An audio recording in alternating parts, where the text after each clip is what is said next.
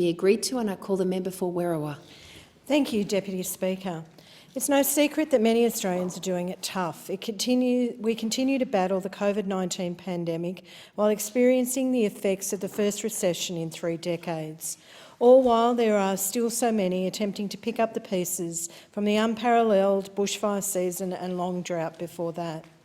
Sadly, the evidence clearly shows it is women that have and are being disproportionately impacted by these disasters.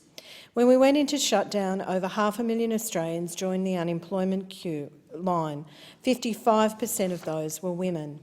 The occupations most hit, accommodation, food services and retail, are of course highly casualised and predominantly filled by female workers. We must also recognise that it is Australian women who've been on the front line of the COVID-19 crisis in underpaid and undervalued roles.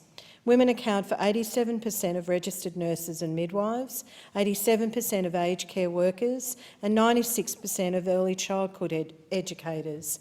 Recently I heard from early childhood educators in my electorate about the stress they are under, not only because of the health impacts of caring for little people and their families at this time, but also because of the financial impact of the government's free childcare, which effectively destroyed their businesses by halving their income. To add insult to injury, it was this essential service that was the first to have JobKeeper withdrawn.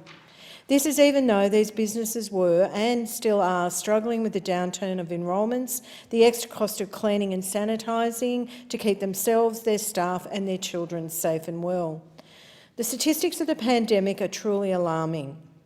It is estimated that some 70% of healthcare workers are infected with COVID-19 in Victoria's second wave, and they were infected at work.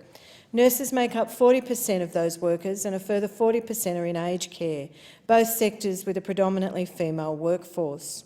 While the official unemployment rate sits at 7.5%, the rate of underemployment for women sits at an alarming 16%. The issues of unemployment and underemployment for women from the current recession will last for the rest of their lives. Women already typically retire with half the superannuation balance of men. I fear this statistic will worsen as a result of the government's ill-conceived early super release scheme. Worse still, in the recent weeks, we've seen the Liberal Party starting to lay the groundwork to peel back plans for increases to the superannuation rate. To better bring light to these issues, last Friday was Equal Pay Day. This day marks the 59th additional day, on average, women work to earn the same amount as men in any given financial year. 59 days. Put simply, it reflects a national gender pay gap of 14%. A full-time average weekly earnings difference of $253.60 a week. In my home state of New South Wales, the pay gap figure is higher at 15.34%. And sadly, that hasn't budged for some time. Another indication emblematic of a Liberal government that doesn't get it after almost 7 years in government.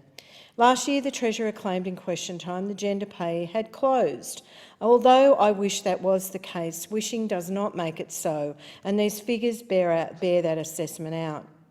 In June, the Minister representing the Minister for Women said during an MPI, "What you hear from the opposition is long ongoing, bleak, dreary narrative about entrenched disadvantage. And you know it's just last century."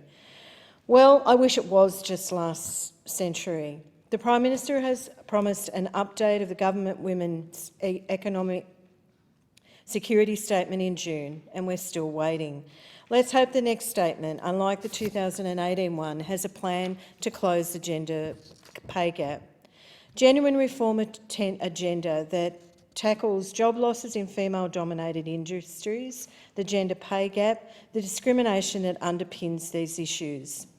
One with strategies that assist women to boost their super balance and embrace the magic of compound interest and set women up comfortably for retirement, not one of poverty and homelessness. But I fear, like so many other Australians, working women are going to be left behind by this government. And with 400,000 Australians set to lose their jobs between now and Christmas, many of them women, we really need action now. I thank